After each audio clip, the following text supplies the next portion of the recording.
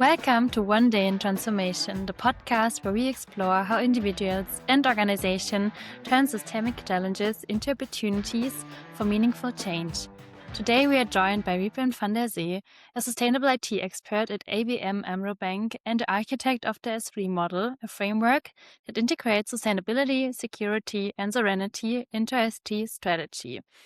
Wiebren has spent over 27 years at ABN AMRO, evolving from IT operations to pioneering sustainable architecture, and now leads the bank's sustainable IT dashboard, toolbox, and research programs. His work bridges the gaps between technical execution and strategic foresight, proving that IT can be both a driver of business value and a force for environmental responsibility. Wiebren, you're joining us from Amsterdam today. Welcome to our podcast. Thank you. Nice to be here. Absolutely. Thank you for your time, Wiebren. And it's amazing to see you again here in our podcast. Let's just directly jump into the first question. Your career is a testament to how IT can evolve from a support function to a strategic enabler of sustainability. You've transitioned from managing IT operations to embedding sustainability into the core of IT strategy, even influencing the bank's broader goals. Was there a moment when you realized that sustainability couldn't be just an add-on, but had to be woven into the very fabric of IT systems? And how did your experience in that, maybe in cloud strategies or enterprise architecture, shape maybe that perspective? Yeah, there was a moment, Rainer, and also good to see you. That moment was in 2019, or maybe even a little bit earlier. In 2019, I wrote a position paper about sustainable IT that went viral within the bank, so not outside. But in 2018, I visited a good friend of mine in London, and he's an architect, and I also was an IT architect at that stage. And we were walking through the streets of London, center of London, and he was explaining a few buildings that he helped design the years before. And then I asked him what kind of requirements are needed when you design a building like that, because I'm in IT, I don't have any clue about designing a building. And he came up with a lot of, you could say, non-functional requirements that were related to sustainability. So there need to be insulation, it needed to have a maximum amount of energy use per square meters, there need to be recycled materials in the building. So there was all kinds of requirements that I said, well, we actually have an easy job within IT. We don't have that kind of requirements that are sustainability related. But it also got me thinking, why not? Because actually IT does have a very big footprint or big install base, you could say, and actually also changing and updating very rapidly from a hardware and a software perspective, much quicker even than buildings do, right? Buildings stand there for decades or even longer, and then IT stands there for let's say 5 to 10 years, depending on if it's a front end device or some device in the background or in a data center. So IT has also a lot of equipment, and that's changed a lot, but the footprint of IT is massive, as we know by now. And it struck me at that stage that I thought, hold on, I think we also need to embed sustainability drivers into IT when we are designing IT, when we are developing or running IT. So that was a little bit a pivotal moment for me, Rainer, just to compare IT architecture with architecture of buildings. So I wrote that vision paper or position paper that was well received and went viral within the bank, within the organization, not outside. I also did a Cambridge study at that time on sustainability leadership. That was not a coincidence. I thought that would be a good way to merge that intersect of IT and sustainability. So indeed, I used that same paper also during that education at Cambridge, and then we started on. That was really the starting point in 2019, and we started with a very small group of people just enthusiastic on the topic, led by me at that stage, still today, I guess.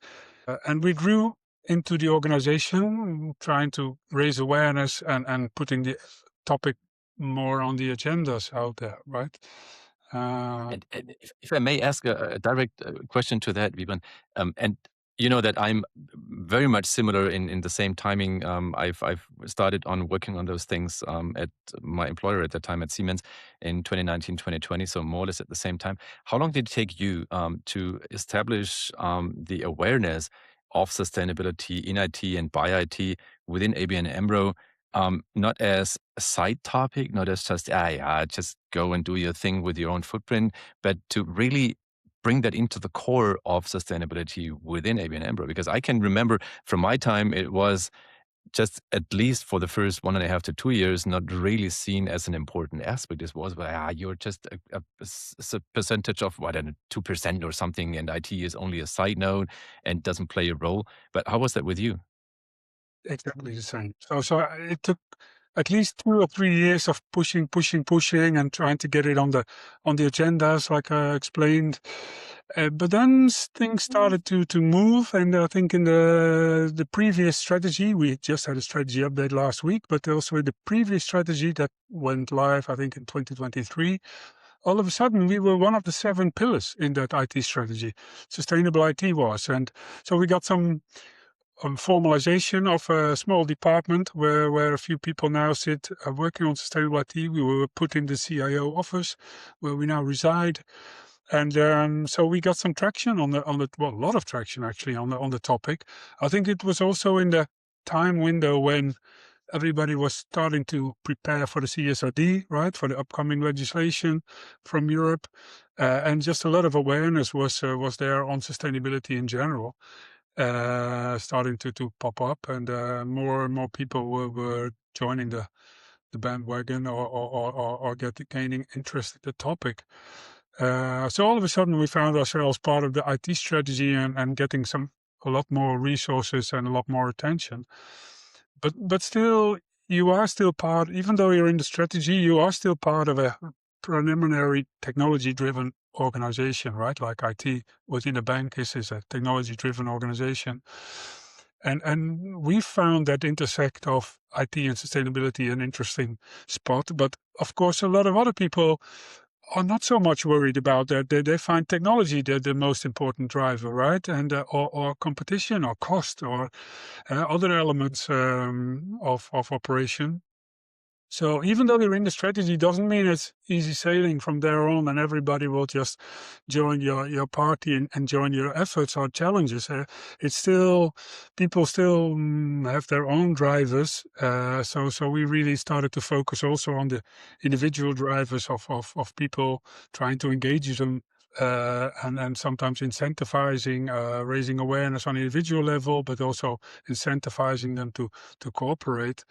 But on a senior management level, on C-level, I would say we quickly had support and sponsoring on our plans, and that helped a lot at the beginning for sure to have a sponsor. Or we actually had 2 sponsors on C-level that were acknowledging the topic and wanting to support us. Yeah.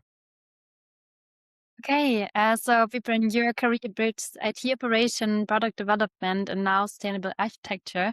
And you already mentioned that you studied at the Cambridge Institute for Sustainability Leadership.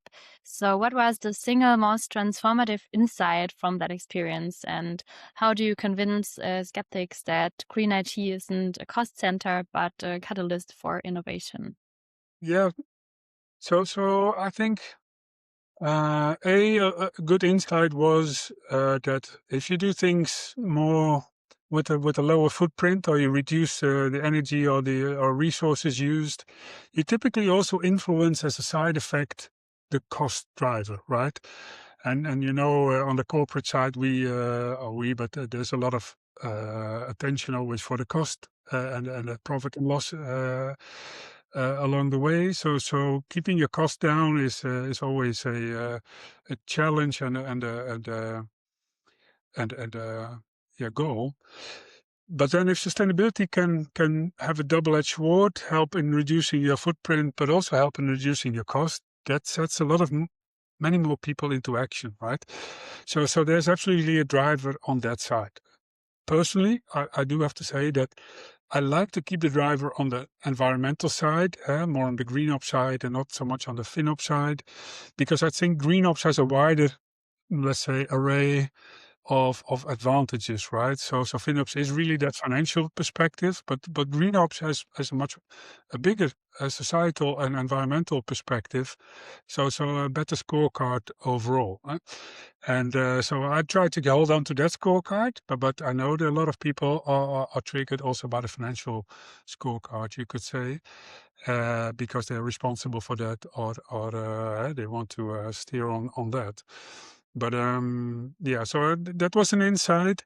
The other insight is that if you go to an individual level, there's hardly any people or colleagues to find that are not interested in sustainability, right? So, but the only question they have is how, when, and what basically can I do to help you there, and also then a little bit how much time am I getting from my department to do this? So can I give it some urgency or priority, or work on it at all? But on an individual level, most people want to make the world better, right? So they want to have want to contribute on this challenge. But they have to understand, well, I'm an architect. How can I help in that role? Or I'm a developer, and what should I do in that role? Or I'm a data scientist, what can I do in my role there? And or I'm in ops, or I'm in procurement, or whatever role you have within IT or adjacent. It's always a question of what can I do and what am I allowed to do, basically, to contribute. But most people want to contribute. That is also what we found, especially if you often compare it to what they do at home, right? So at home they then have a solar panels, or they drive electric, and so they want to travel on green energies, and also generate green energy. So they have the insulation at home, they have a heat pump, they do everything right, or according to the climate change, the transformations we need to do in our societies. But then at work, they're not so involved yet into reducing the impact of what they do. Right? So if you give them a comparison, what do you do at home? Well, I do this, I do that, and well, in work you can also do things, and reducing energy use, or avoid carbon emissions. And so that was also a bit of an eye opener in taking people along on an individual level, and finding their own, let's say, role and actions they can do. Yeah. And I mean, you've already said it, that it's always depending on which level you're talking to. What definitely helps is a model which just visualizes what is the pillars you could just maybe put your targets on, and what's the priorities. You've developed a model which I would like to give our audience a bit of more insights about, because I do think it's a very, very, very insightful type of a thing, which helps to grab aspects not just from economical or ecological aspects, but maybe as a whole. And that's the S3 model, which links sustainability, security, and sovereignty as inseparable pillars. So that's all interconnected with each other. So could you probably explain a bit more about the model, and why are the three dimensions which you did pick are critical, in particular today, and where you would see the biggest tension maybe between? Definitely. So I made the model, I think, about 3 years ago. I published it around 2 years ago, after I've been updating it internally a bit, because I had this insight at a certain moment that you have to make trade-offs, right? Or maybe before you make the trade-offs, you have to acknowledge, let's say, that I've done, like you said in the beginning, IT now for nearly 30 years. And at the early stages, IT and making solutions in IT was all about, performance, cost, timelines to realize, and these the functionals and non-functionals out there. And that constituted the whole business IT dialogue, right? And then at a certain stage, you could say, well, do we run it in our own data center? Do we run it colo? Do we run it in public cloud? You had the IaaS, PaaS, and SaaS kind of the delivery models. And on top of that whole delivery, you had audit and CISO and all kinds of departments that checked all kinds of compliance and security boxes, right? Very short. But then IT got so big and so part of basically every sector in the world, and it became a big sector by itself, that slowly but surely you could see that there were additional non-functionals popping up. First, already, let's say 20, 25 years ago, security became a big driver, and by now, security by design, I think, is a prerequisite. You have to think about the security of what you're building or buying.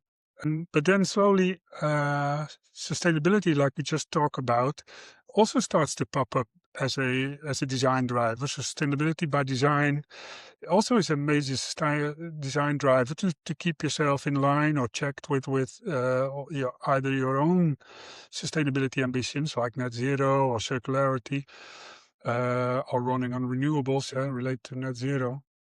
And how do you prove that? And if it's not your own ambition, maybe it's obliged from a regulatory perspective, right? So there's much more regulation coming up, like the CSRD and the EED and everything you have out there.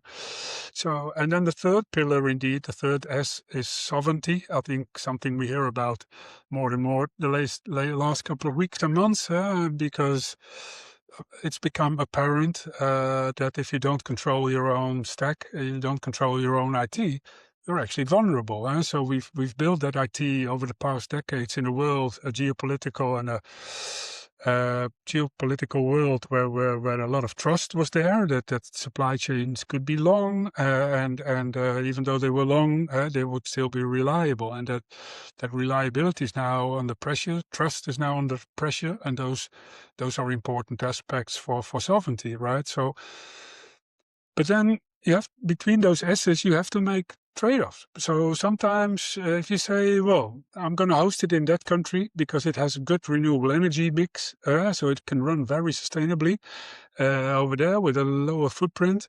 But then maybe from a sovereignty perspective, you say, but I am losing control because of that, because it's now in that country and it's got a different legislation or different controls over there. Or you run it in a country where say, well, maybe it's now running in a greener place, but it actually is, I have to, but security-wise, maybe it's more vulnerable when it runs over there, right? So now there's trade-offs between the S's appearing.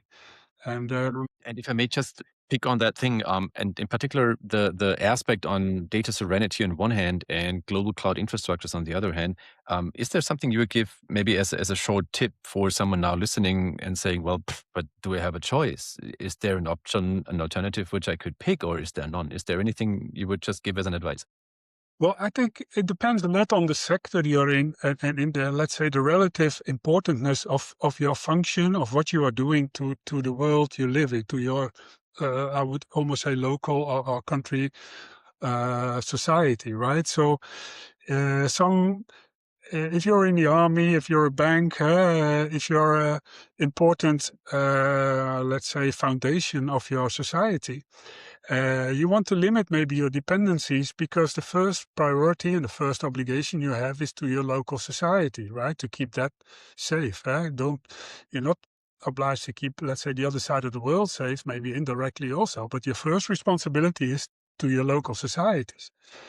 And that is where our legislation is also built upon, right? A nation state has to keep its citizens safe, right? In Germany, Germans have to. The government has to keep the Germans safe. In the Netherlands government has to keep the Dutch safe, right? And so this is your first priority, to keep that safe, or at least do that together with a group of countries you can trust, and where you say, well, we have the same values, norms, or citizen rights, so we can still do this together. And so then you can share that responsibility. But if there's other regions where you say, well, there are much different principles or values at stake, or civilian rights at stake, then it becomes a more more challenging, right? And you have to maybe manage those risks, and you have to make different choices from a sovereignty perspective. And I think IT becoming a world, like the big tech that has become really world player, have spread out basically not only their technology, but also their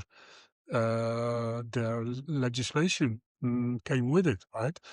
And I think this can now be at a tension between our local legislation and our local interests and values to those global, let's say, or other country interests and legislations.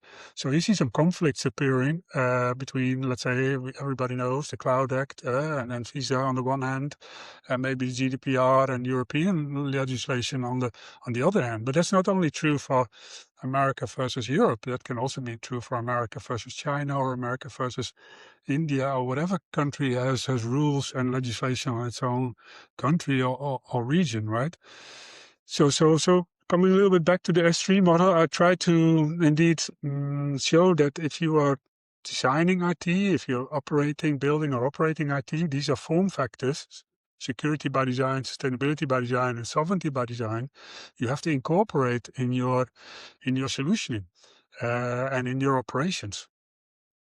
And if you don't, you're probably down the line, if your local legislator or your local regulator, I should maybe say, comes up with legislation, you may find yourself incompliant with that because you have not in time seen that this legislation was actually going to be there or going to be, let's say, put upon you.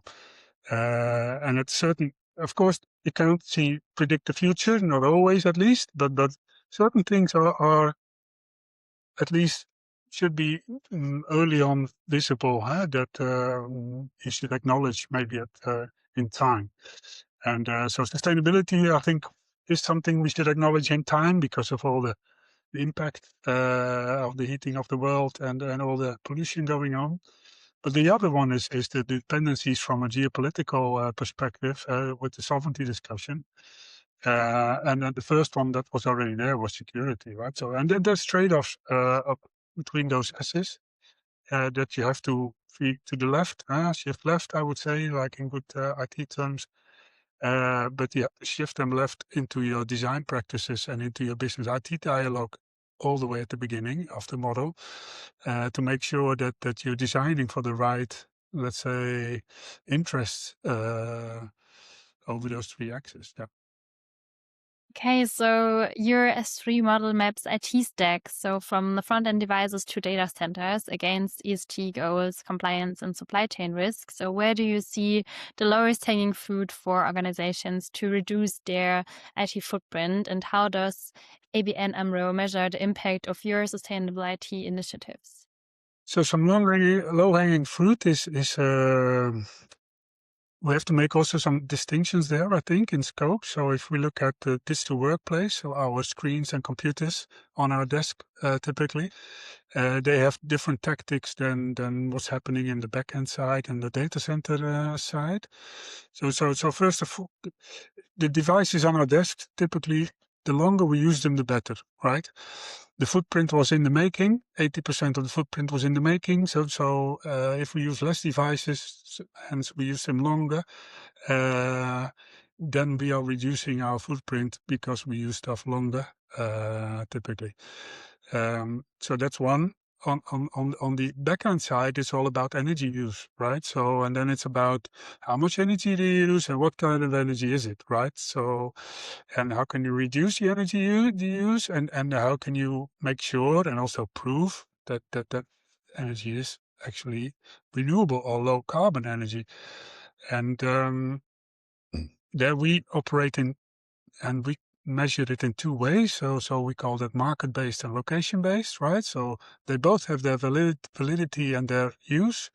So market-based, you bring your contracts, your PPAs, your certificates of origin, and you show that what you've been purchasing energy-wise is actually renewable energy. But then again, those renewables are not always there because the wind's not blowing, the sun's not shining, and and the data centers, and your electricity still comes, right? And the data centers stay up and running.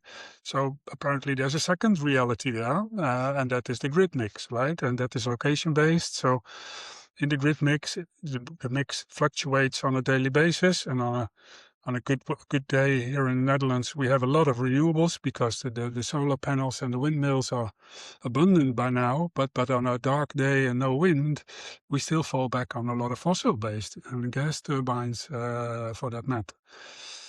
So there's two realities there: a contractual, you could say, paper reality, and there's the, let's say, physical reality of the grid you operate in.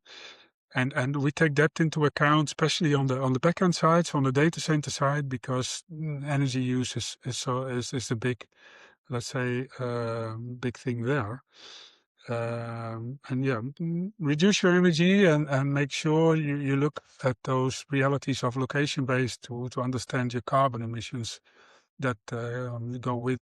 So let's just stick with the IT aspect, but just now move it a bit more towards the overall perspective on sustainability. You frame planetary boundaries and you frame SDGs as guardrails for IT decisions, which I think is a very smart decision, but may overwhelm maybe some of our listeners now. So maybe you have one or two concrete examples where you fill that into your green design principles and where that leads maybe to measurable improvements, whether it might be in energy or material or circularity, as you already mentioned. Yeah, and just to be clear, the S3 model is on my own, right? So it's not necessarily that ABN AMRO operates via the S3 model. It's my own, let's say, contribution to this discussion. But indeed, at the right bottom, there's also a link to SDGs, ethical, and also to digital rights we are having. I know there's also from the European level, there's also digital rights, and there's digital ethics promoted, or sometimes even captured in legislation. I know we look at a lot of other legislation, but I think it was 2022 when there was also a legislation about the let's say the digital economy and society we want to be in Europe, which also holds um, six characteristics or drivers, and one of them being sustainability. I think is number 6, but from my bad, but it's also in there. And so I think we also have a target there in how what we want to be and how we want to be.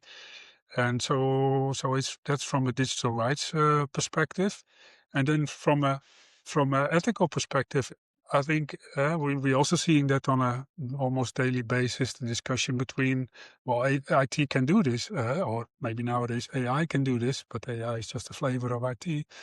So, but is that ethical? Is that, do we want IT or AI to do that? So I think there's a big ethical debate. Is okay, it's possible. You can compare it to the medical world, where I think the ethical discussions are already well known. I would say maybe even more difficult because it concerns lives directly. But there's sometimes ethical discussions and considerations to make. Yes, this is possible, but do we want to do that in IT?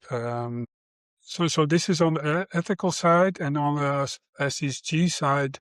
Yeah, I think we all, well, maybe not all, but if you look it up, the SDG is a wide array and a range of goals, right?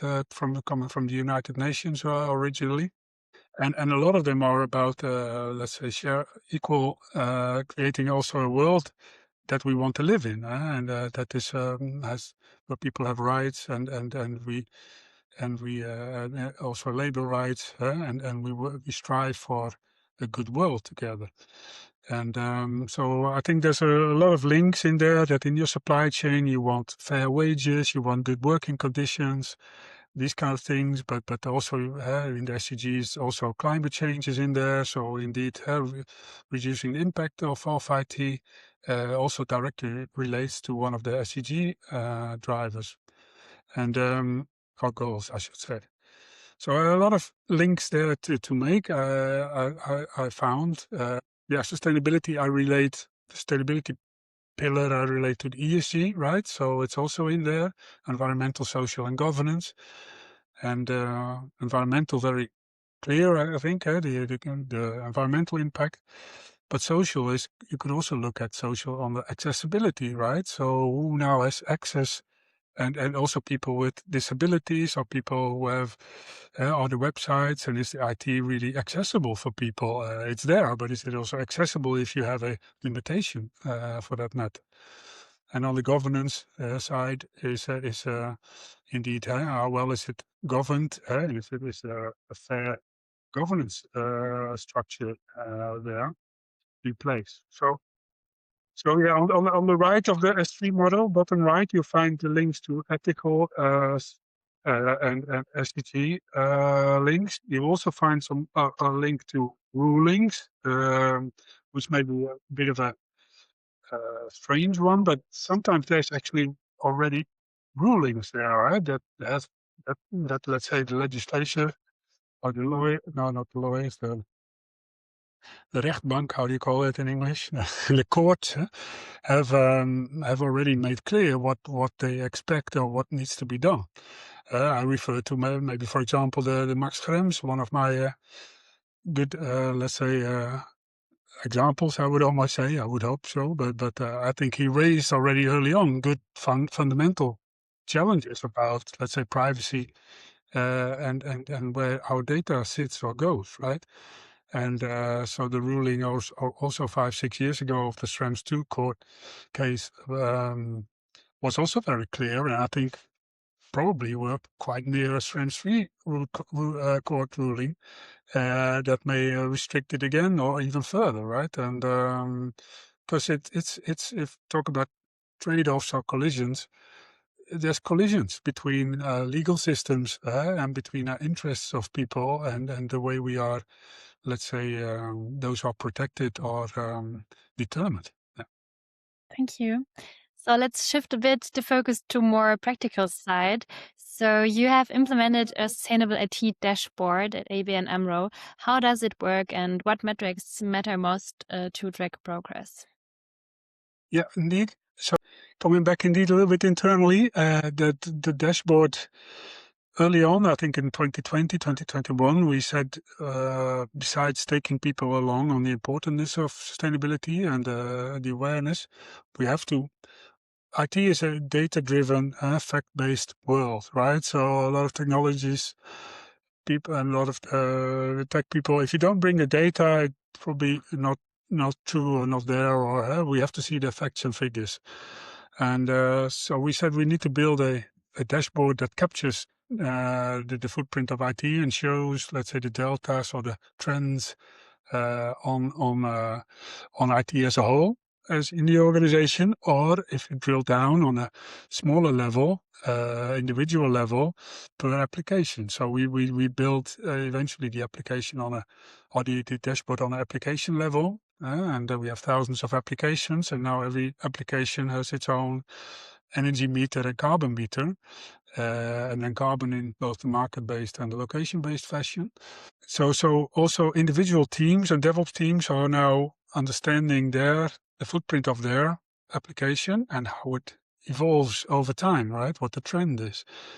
And then you can also really say, well, you are architect for those applications, and we see this trend with those applications, and we think it's a worrying trend, or could you do something about it? Could you influence that in some way via the design? Or if you're a developer, we see this trend in the dashboard, so could you do some re-encoding, some magic? No, it's not magic, it's hard work, but could you do some tips and tricks to reduce it maybe, right? And or if you're on the operation side, could you maybe run it, maybe not continuously, but could we stop it every now and then so it doesn't take any resources? Or could we run it in a different location where there's a better energy mix, right? And so yeah, the dashboard helps to have that conversation on application level. And if you add it all up and aggregate it all up, and you also attach some or allocate the other elements like travel and commute of IT personnel, then you come with a total carbon or energy and carbon figure for the whole IT organization or IT function of the bank. And then you can see also the trends and the developments over there, right? And you can also then set goals for that total footprint, making sure you decline, and maybe if you extrapolate, you can see if we continue this way, will we ever hit net zero, for example, right? Or what needs to happen to accelerate or to come to that path? If it's not a path down, but a path upwards, then we even have a bigger problem. So we have an uncontrolled, unsustainable, literally trajectory for our footprint. And maybe if I may, Wiebren, that's maybe one of the very concrete topics our listeners may ask. If they are now starting with focusing maybe on reducing the emissions within IT, what is, based on your experience, the best point to start with? Is it something which is more on the cloud side, or are we talking on code? Is it hardware? What would be something based on your own experience where organizations should focus first to align with that net zero goals? I would say the very first place to start is to turn things off. It sounds very simple and silly, maybe even, but we found there's still things you can turn off that are actually running that don't need to be running, right? Development environments that are running on a Sunday when nobody's working, but still they're up and running, and I think in current days technology, activating and deactivating should be and could be and should be done, right? And it's infrastructure as code quite often, and you could activate and especially deactivate that. So I sometimes say that the default by now should be off, right? So, and only if you enter the room, the light turns on. So only if you it's a little bit like the serverless concept, but if you come in and your function is needed, then the whole stack will pop up and start to process that function. It's the serverless thinking, but obviously if you have a lot of workload, you can't do everything in serverless, I understand. But in essence, you want to have that link towards your demand, your business demand, your workload demand, or your development demand, and your IT resources, if it's the compute storage or networking, to be as symbiotic as possible, right? So if there's no demand, then there should be no infrastructure, and there should be no compute or storage or network going on.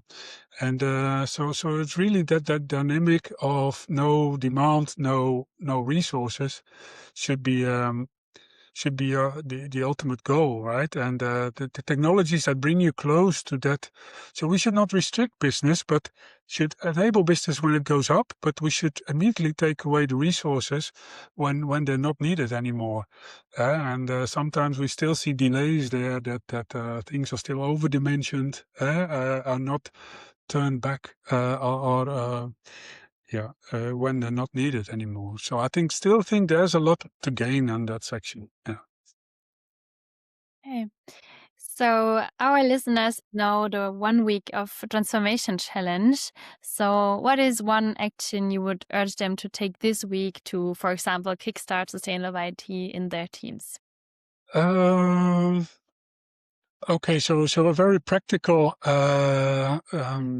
tip, right? And as practical as it can be, because Antje and myself, we will do that ourselves too. So if that's a hint, something you would like to give it a try, then we will be the first ones. So until next week, until our next episode, we will try that ourselves, if that's possible, for sure. I mean, if you have to shut down a data center, that might be a bit more difficult for us. But I don't know, if you have your own data center, it may still be feasible, right?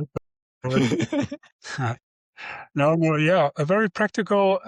I think it is also, I could say, clean up your data. That happens a lot. And what we've also sometimes seen is that then data goes from one tier to another tier, and there's still retention periods there because you have to maintain that data from